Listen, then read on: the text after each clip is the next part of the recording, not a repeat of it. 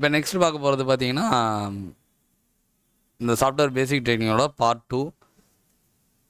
Last வீடியோவில் பார்த்த மாதிரி இன்டர்னல் மெமரிக்குள்ளே தான் உங்களோட சாஃப்ட்வேர்ஸ் வந்து இருக்கும். இப்போ இந்த இன்டர்னல் மெமரியில் பார்த்தீங்கன்னா 2 டைப் இன்டர்னல் மெமரி இருக்குது. ஒன்று பார்த்தீங்க அப்படின்னா ரேம் அப்படின்னா ரேண்டம் அக்சஸ் மெமரி அப்படிம்பாங்க. அது ஒரு டெம்ப்ரவரி மெமரி. அதாவது இந்த ரேம் இருக்கிற இடத்துல உங்களோட ஓஎஸ் ஸ்டோர் ஆகி இருக்காது. அப்போ நீங்கள் ரேமை வந்து ஒரு சேஞ்ச் பண்ணுறீங்க, இல்லை ரேம் வந்து மாற்றுறீங்க அப்படிங்கும்போது எந்த வித ஓஎஸ் இன்ஸ்டால் பண்ணணுங்கிற அவசியம் கிடையாது. அப்போ ரேமுங்கிறது ஒரு டெம்பரவரி மெமரி. அதாவது ஓஎஸை இந்த இடத்துல கொண்டாந்து வச்சு அந்த ஒர்க்கை வந்து பண்ணுறது மூலமாக கொஞ்சம் ஸ்பீடு அதிகமாகும். அப்போ ரேமோட ரீட் அண்ட் ரைட் ஸ்பீடு வந்து அதிகம். அதனால தான் ரேமை வந்து பயன்படுத்தி சாஃப்ட்வேரை சிபியூவில் லோட் பண்ணி ஒர்க் பண்ணுறாங்க. ஆனால் நம்மளோட சாஃப்ட்வேர் எந்த இடத்துல இருக்கும் அப்படின்னா ரோம் அது உள்ள தான் இருக்கும். அப்போ இது வந்து ரீட் ஒன்லி மெமரிம்பாங்க. இது வந்து பர்மனன்ட் மெமரி. இந்த சிப்பை நீங்கள் மாற்றுறீங்க, அதாவது ரோம் சிப்பை மாற்றுறீங்க அப்படின்னா உங்களுக்கு ப்ராப்பராக ப்ரோக்ராம் பண்ண தெரிஞ்சிருக்கணும். அதாவது சாஃப்ட்வேர் வந்து பக்காவாக போட தெரிஞ்சிருந்தால் மட்டும்தான் ரோம் சிப்பை வந்து உங்களால் வந்து சேஞ்ச் பண்ண முடியும். அப்போ நீங்கள் போடுற சாஃப்ட்வேர் எங்கே இருக்கும் அப்படின்னா ரோம் சிப்பில் தான் இருக்கும். அப்போ இன்டர்னல் மெமரிங்கிறது ரேம் ப்ளஸ் ரோம் ரெண்டும் சேர்ந்தது தான் உங்களோட இன்டர்னல் மெமரி. அப்போ உங்களதில் சிபியூ இது இல்லாமல் ஒரு சிப்பு பெரிய சிப்பு இருக்கும், அது உங்களோட இன்டர்னல் மெமரி.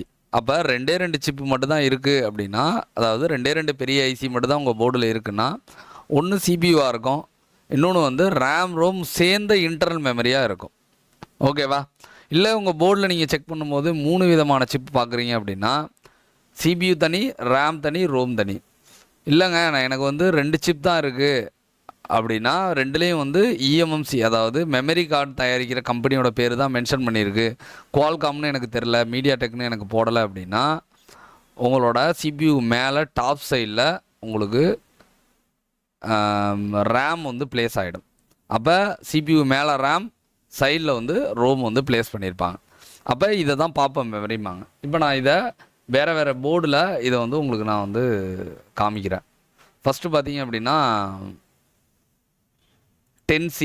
10C மாடல் எடுத்துக்கிட்டால் சிப்செட் போட்டிருக்கு. இது வந்து SM6225. இதுக்கு என்ன பேர் போட்டிருக்காங்க அப்படின்னா சிப்செட் அப்படின்னு போட்டிருக்காங்க. அதாவது உங்களோட சிபியூ SM அதாவது குவால்காம் கம்பெனியோட 6225 பயன்படுத்தியிருக்காங்க. இதில் ரேமுங்க இதை பயன்படுத்தியிருக்காங்க. ஓகேவா? இப்போ இதில் ரேம்னு இதை மென்ஷன் பண்ணியிருக்கிறதுனால கண்டிப்பாக ரோம் இதோட பேக் சைடில் இந்த இடத்துல இருக்கும். ஓகேவா? உங்களோட இன்டர்னல் ஸ்டோரேஜ் எத்தனை ஜிபி போட்டிருக்காங்க?